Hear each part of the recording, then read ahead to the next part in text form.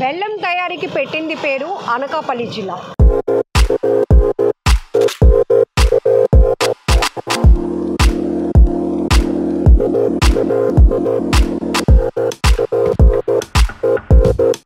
కొన్ని కెమికల్స్ వాడటం వల్ల బెల్లం తింటే ప్రాణాలకి ముప్పు అనే వీడియోస్ కూడా చేశాం. సో ఈరోజు మనతో పాటు నూకేశ్వరరావు గారు ఉన్నారు. అనకాపల్లి షుగర్ ఫ్యాక్టరీలో పనిచేసిన 35 ఏళ్ల అనుభవంతో ఆయన బెల్లంలో జరుగుతున్నటువంటి తయారీ విధానంలో జరుగుతున్న ఆ డిఫరెన్స్ అనేది చూపించడానికి ప్రాక్టికల్గా మనమైతే ఒక తయారీ ఫ్యాక్టరీ దగ్గరికి వచ్చాం. కంప్లీట్గా పంట అంటే చెరుకు తీసిన దగ్గర నుంచి అక్కడ జరిగిన ప్రాసెస్ అంతా చూద్దాం రండి.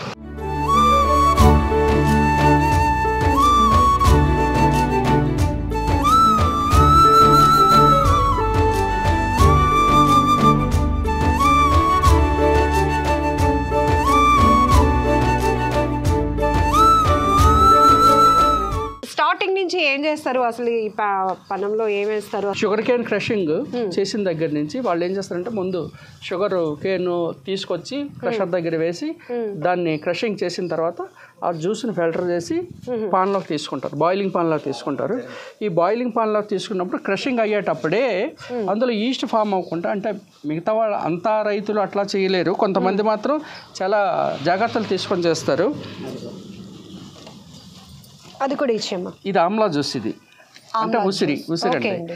ఇది ఏంటంటే ఇది నేచురల్ సిట్రస్. ఇది ఈ నేచురల్ సిట్రస్ బాయిలింగ్ టైంలో కలపడం వల్ల అంటే జ్యూస్ తీయడం వల్ల అందులో ఈస్ట్ ఫామ్ అవ్వకుండా ఆపుతుంది ఇది. ప్లస్ విటమిన్ సి జాగిరి దీనికి యాడ్ అవుతుంది, విటమిన్ సి యాడ్ అవుతుంది. అంటే ఇందులో 1/4 వేస్తానండి. 250 ml ఒక టన్ను చెరుకుకి వాడతారు. ఇది ఒక టన్ను చెరుకుకి 250 ml ఉసిరి. ఇది అలోవెరా జ్యూస్ అండి. ఈ బెల్లం బాయిల్ చేసేటప్పుడు అందులో ఉన్న మాలిక్యూల్స్ పైకి వస్తుంటాయి. ఆ మాలిక్యూల్స్ పైకి రావడం కోసం ఏం చేస్తారంటే ఇంత ముందు బెండ చెట్లు తాలూకా జిగురు వాడేవారు రైతులు. ఇప్పుడు ఏంటంటే రీసెంట్గా ఇది అలోవెరా వచ్చింది. ఇది యాంటీబయాటిక్ ప్లస్ అందులో ఉన్న మాలిక్యూల్స్ని కూడా బయటికి తీసుకొచ్చేస్తాం. బయటికి తీసుకొస్తే అవన్నీ కలెక్ట్ చేసిన తర్వాత ఈ స్టేజ్కి బెల్లం రావడం జరుగుతుంది. ఇప్పుడు ఇది 130 to 150 degrees temperature sugar cane juice వేసిన తర్వాత ఒక 3 hours అవుతుంది ఈ ప్రాసెస్ రావడానికి. 3 hours ప్రాసెస్ లో ఉన్నాం. ఇది ఒక 2.5 hours వరకు అవుతుంది. ఇంకొక హాఫ్ అన్ అవర్ లో మీకు ఇది అయిపోతుంది. సో ఇవి ఏ స్టేజ్ లో యాడ్ చేస్తారు సార్? రెండును టైమింగ్ లో. ఇది క్రషింగ్ చేసేటప్పుడు మాత్రం ఈస్ట్ అందులో ఉన్న బ్యాక్టీరియా ఫామ్ అవ్వకుండా ఇది ఆమ్లా జ్యూస్ వేస్తారు, నేచురల్ సిట్రస్ కాబట్టి. ఇది మాత్రము బెల్లం బాయిలింగ్ అయ్యేటప్పుడు అందులో మాలిక్యూల్స్ కలెక్ట్ చేయడం కోసం మాత్రం వాడేది అలోవెరా. దీని క్వాంటిటీ ఎంత వేస్తారు? అది 250 ml వరకు వేస్తారు. 200 నుంచి 250 ml వేస్తారు. ఇది నేచురల్ యాంటీబయాటిక్, ఇది నేచురల్ సిట్రస్. ఈ రెండింటి వల్ల ఏంటంటే దీనిలో ఉన్న క్వాలిటీ పెరుగుతుంది. సో ఇంతకు ముందు అయితే మీరు అన్నట్టు బెండ జ్యూస్ వేసేవాళ్ళు. దీనికి బదులు ఇప్పుడు సి విటమిన్ కి సంబంధించి ఈ ఆమ్లా ప్లేస్ లో ఏం వేసేవాళ్ళు? తడిసున్నం యాడ్ చేసేవారు. తడిసున్నం ఇప్పుడు యాడ్ చేస్తారండి కంపల్సరీ. అంటే బెల్లం క్వాలిటీ అంటే గట్టిగా అది హార్డ్షిప్ రావడం కోసం మాత్రం తడిసున్నం కంపల్సరీ వాడతారు. దాంతో పాటు అక్కడ ఆయన చెప్తున్నారు చూడండి, ఆ పాకం ఆ లెవెల్లోకి రావాలి అంటే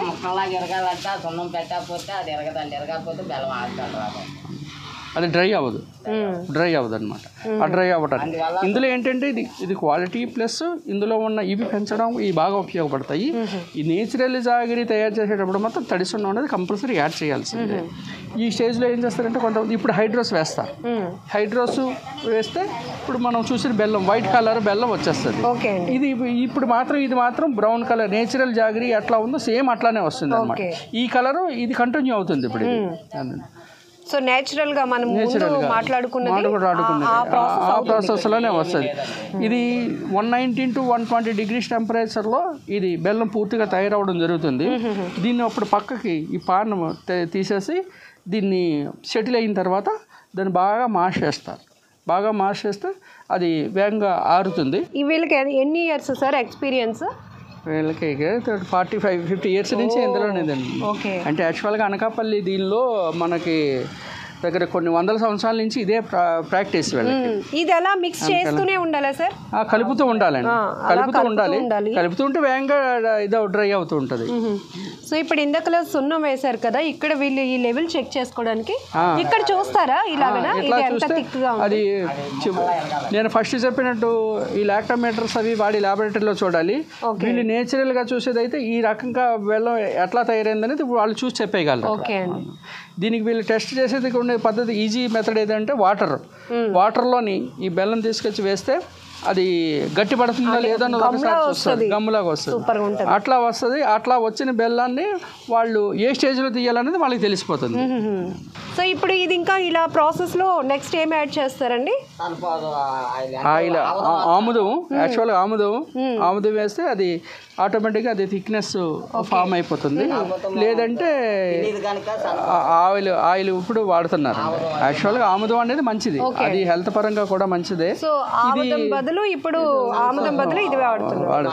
అది తక్కువ వేస్తారండి, దగ్గర ఒక 25 ml 30 ml వరకు వేస్తారండి. ఓకే. దీనివల్ల ఏంటండి యూజ్? పలసపడుతుందండి, లేదంటే పొంగిలాగా ఉండిపోతుంది. అబ్బో చాలా స్పీడ్గా ఉంది వర్క్ అయితే.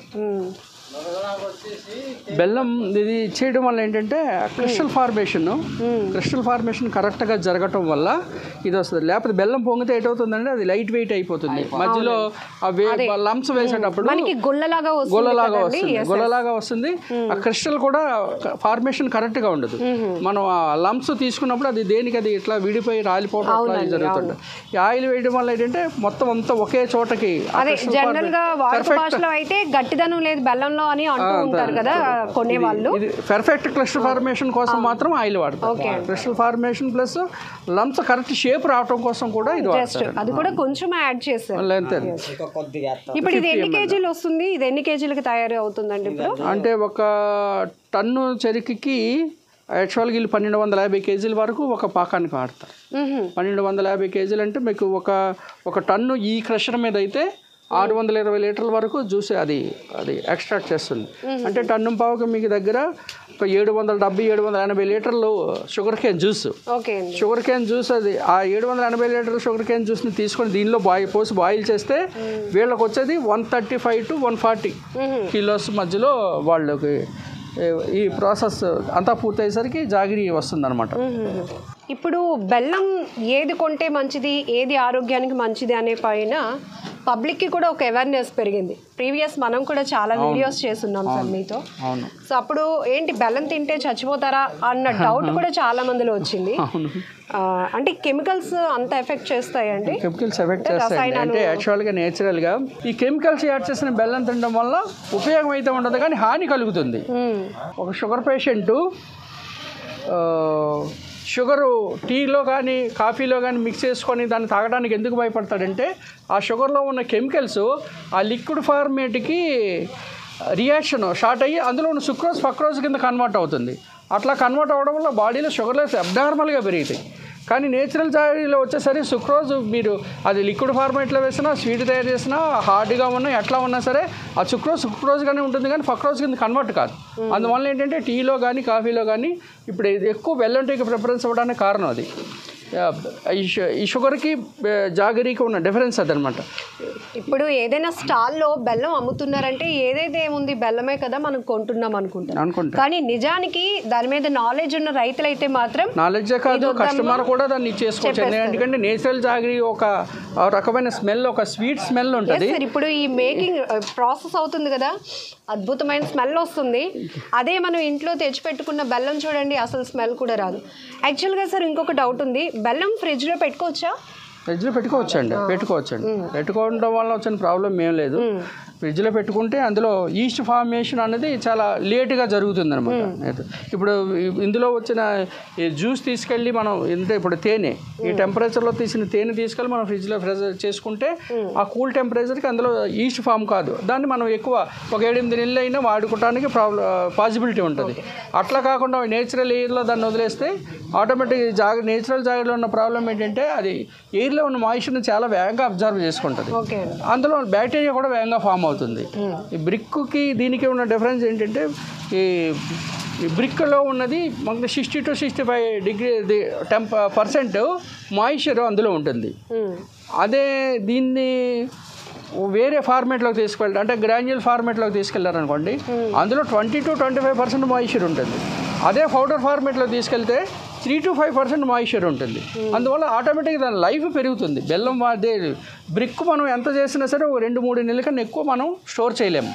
ఎందుకంటే ఆటోమేటిక్గా ఎయిర్లోని మాయిశ్చర్ ఎప్పుడైతే అబ్జర్వ్ చేసుకుందో ఈస్ట్ డెవలప్ అవడం అనేది స్టార్ట్ అయిపోతుంది. అట్లా ఈస్ట్ డెవలప్ అయిపోతే ఏటవుతుంది, అందులో ఫంగస్, ఒక రకమైన ఫంగస్ క్రియేట్ అవుతుంది. ఆ ఫంగస్ క్రియేట్ అయిపోతే బెల్లాన్ని మనం వాడటానికి, అంటే అది పులిసిపోవటము, ఒక రకమైన స్మెల్ రావటం జరగడం వల్ల దాన్ని వాడటానికి ఎవరు ఇష్టపడరు. ఇప్పుడు ఈ ఫార్మాట్లో అందుకరించి ఇప్పుడు మోడర్న్ దీనిలో ఇప్పుడు అగ్రికల్చర్ యూనివర్సిటీ కానీ వీళ్ళు కానీ చెప్పేది ఏంటంటే జాగరీ లైఫ్ పెంచాలంటే దాన్ని మేకింగ్లో కొన్ని డిఫరెంట్ ఫార్ములాస్ ఫాలో కావాలని వాళ్ళు చెప్తున్నారు. ఈ మినిమం టెంపరేచర్ 114 దగ్గర తేనె వస్తే 119 degrees దగ్గర లంప్స్ తయారవుతాయి. దానికి ఇంకొక 2-3 degrees పెంచి తీయటం వల్ల క్రిస్టల్ ఫార్మేషన్ అనేది కొద్దిగా స్పీడప్ అయ్యి అది సపరేట్ అవుతుంది, క్రిస్టల్ సపరేట్ అవుతుంది. ఆ క్రిస్టల్ సపరేట్ అయితే ఆటోమేటిక్గా అందులో గ్రాన్యూల్స్ పౌడరు ఏ ఫార్మాటికైనా వెళ్ళచ్చు. అప్పుడు ఆటోమేటిక్గా అందులో మాయిశ్చర్ కంటెంట్ కూడా బాగా తగ్గిపోతుంది అనమాట. ఇప్పుడు నేను చెప్పినట్టుగా ఫస్ట్ చెప్పినట్టుగా ఒక బ్రిక్ తీసుకున్నామంటే అందులో 60 to 65 degrees మాయిశ్చర్ కంపల్సరీగా ఉంటుంది. అందువల్ల వెయిట్ వస్తుంది అది. అదే గ్రాన్యూల్స్ తీసుకున్నారనుకోండి, అందులో మాయిశ్చర్ కంటెంట్ మినిమం ఒక బ్రిక్కి దానికి అబౌవ్ 60 to 65% మాయిశ్చర్ తగ్గిపోవటం వల్ల దాని లైఫ్ పెరుగుతుంది. అందులో ఈస్ట్ ఫార్మేషన్కి అవకాశం ఉండదు. సో ఇప్పుడు జాగరీ పౌడర్ కూడా వస్తుంది, డ్రైగా ఉంటుంది అది. సో అది దానివల్ల అడ్వాంటేజెస్ ఏంటి? దానివల్ల అడ్వాంటేజ్ అంటే అందులో ఇదండి మాయిశ్చర్ ఉండదు. మాయిశ్చర్ ఉండకపోవటం వల్ల దాని లైఫ్ అయితే పెరుగుతుంది. ఎప్పుడైతే నేచురల్ జాగరీలో మాయిశ్చర్ ఉంటుందో ఆ జాగరీలో వేగంగా ఈస్ట్ ఫామ్ అయ్యే అవకాశం ఉంటుంది. అది ఇప్పుడు నేను చెప్పినట్టు అది గ్రాన్యూల్స్ కానివ్వండి, పౌడర్ కానివ్వండి, మాయిశ్చర్ కంటెంట్ తగ్గిన కొద్దీ దాని లైఫ్ ఇంకా ఎక్కువ పెరుగుతుంటుంది. అదే పౌడర్ ఫార్మేట్లోకి బెల్లం తీసుకెళ్ళగలిగితే దీన్ని 2 సంవత్సరాలు మనం స్టోర్ చేసుకోవచ్చు.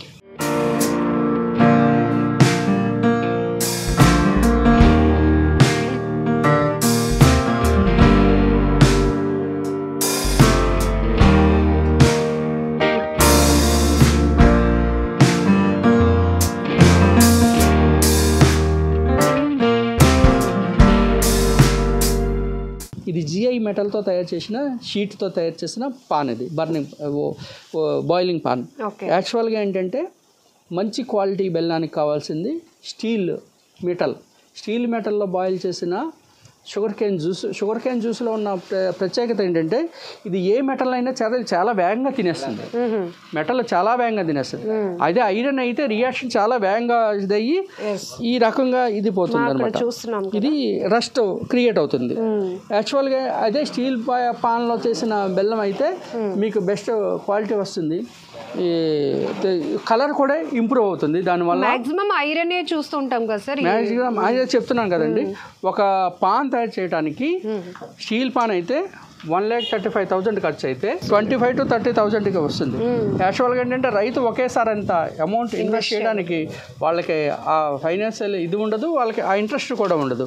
కాకపోతే ఏంటంటే వీళ్ళు కంపారిటివ్గా చూసుకుంటే ఇది 2 సంవత్సరాల్లోనే ఈ పాన్ తాలూకా బాటమ్ చెడిపోతుంది. మళ్ళీ దాన్ని రీప్లేస్ చేసుకోవాలి.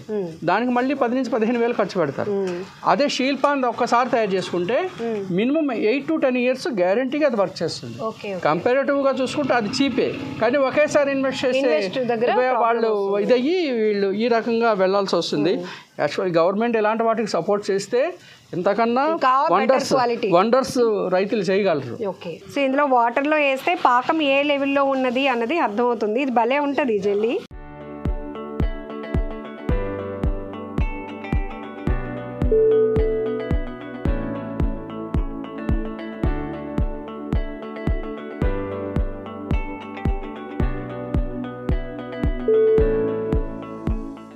ఇంకా రావాలా మీకు ఈ లెవెల్లో? అంటే తెలుస్తుందా?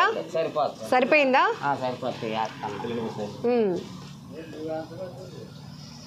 ఒకవేళ ఇలా రాకపోతే ఇంకాసేపు ఉంచాలండి టెంపరేచర్. అది అట్లా కొట్టినప్పుడు సౌండ్ టక్కని సౌండ్ రావాలన్నమాట. ఓహో, అందుకే ఏంటి అలా ఇసురుతున్నారు అని నేను అనుకుంటున్నాను. ఓకే, గట్టిగా తగిలితే అది అయిపోయినట్టు పాకం. దాన్ని అది రైతుల్లో ఉన్న టెక్నాలజీ మామూలుగా ఉండదు. మనమైతే ఏదైనా చూసారా టెస్ట్ ఎలా చేస్తున్నారు.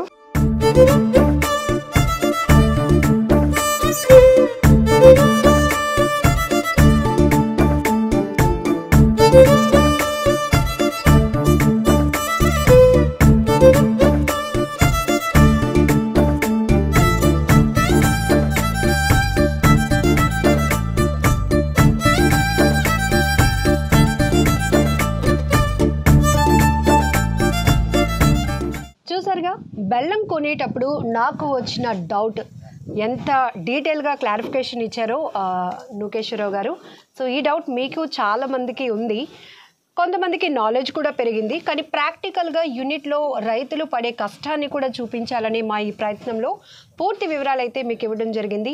సో హెల్దీ జాగ్రీ మేకింగ్ ఎలా ఉంటుంది, అలాగే ఇప్పుడు క్రిస్టల్ స్టేజ్లో ఆ తర్వాత పౌడర్ ఏ విధంగా చేస్తారు, ఈ ప్రాసెస్ అంతా డీటెయిల్గా మీకు చూపించాము. సో ఫైనల్గా ఏం చెప్పాలి అనుకుంటున్నారు సార్? ఫైనల్గా చెప్పేది ఏంటంటే ఇది సమాజానికి మేలు చేసే ఒక ఆరోగ్యకరమైన ఆహార ఉత్పత్తి. దీన్ని యాక్చువల్గా గవర్నమెంట్లో కూడా ఎంకరేజ్ చేయాల్సిన ఒక అవసరం ఉంది. చాలామంది ఏంటనుకుంటారంటే ఇది ఒక యూనిట్ చేయడానికి చాలా ఎక్కువ ఖర్చు అవుతుంది అనుకుంటారు, కానీ అంత అవసరం అయితే లేదు. ఒక 10 నుంచి 12 లక్షలు ఖర్చు పెట్టి ఒక యూనిట్ తయారు చేసుకోగలిగితే రోజుకి 500 కేజీల పౌడరు ఉత్పత్తి చేసే ఒక ప్లాంట్ని ఏర్పాటు చేసుకోవచ్చు. ఏవైనా ఔత్సాహికంగా ఉన్న రైతులు కానివ్వండి, ఈ మధ్య రీసెంట్గా ఈ చదువుకున్న వాళ్ళు కూడా చాలా అగ్రికల్చర్ ఫార్మాట్లోకి వస్తున్నారు. అలాంటి వాళ్ళు ఎవరైనా ఈ దీనిలోకి రావాలనుకుంటే కంపల్సరీగా ఇది చాలా మంచి ఒక ప్రొఫెషనే. ఇది దీనిలోకి ఎవరైనా హ్యాపీగా చేయొచ్చు. తక్కువ ఖర్చుతోటే ఒక మంచి ప్రోడక్ట్ మనం సొసైటీకి ఇచ్చామన్న సంతృప్తి కూడా ఉంటుంది.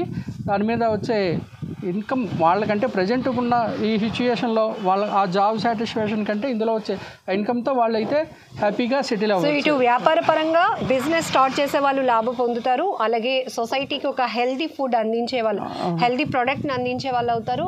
సెకండ్ థింగ్, దీనిపైనే ఆధారపడే రైతులకు కూడా ఒక ప్రోత్సాహం ఇచ్చిన వాళ్ళు అవుతారు. ఇన్ని రకాల ప్రయత్నాలు ఉన్నాయి, ఇన్ని రకాల ప్రయోజనాలు కూడా ఉన్నాయి. Thank you sir, thank you so much. ఎందుకంటే చాలా చాలా డీటెయిల్గా ఎక్స్ప్లెయిన్ చేసినందుకు. నమస్తే.